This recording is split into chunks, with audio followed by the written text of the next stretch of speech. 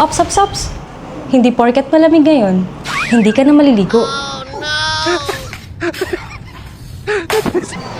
At hindi porket malamig ngayon, hindi mo na ipapalinis ang aircon mo.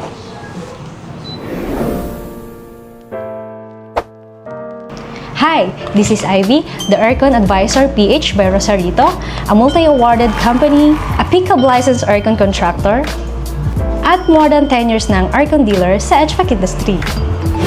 Alam mo ba na ayon sa Pag-asa Weather Report, mas ramdam ngayon ang amihan lalo na sa Luzon at Visayas. Kaya pansin mo, medyo makulimlim at paminsan-minsan may ambon sa ibang lugar. Mas malamig kasi at hangin nitong mga nakaraang araw, kaya parang okay lang kahit hindi naka-on ang aircon mo minsan. Pero, ang hindi alam ng marami, ito ang pinakatamang oras para maghanda sa paparating na summer.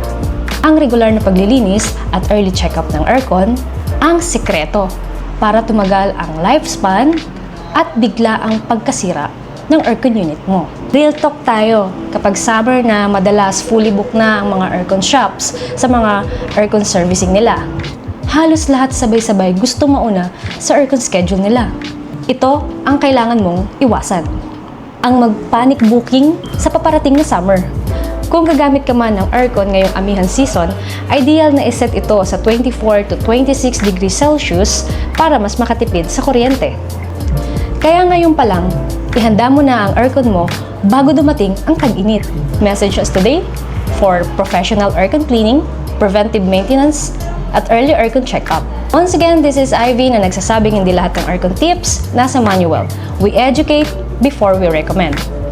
Follow our page for more proper aircon guidance and HVAC updates or comment amihan below if may natutunan ka sa video na to.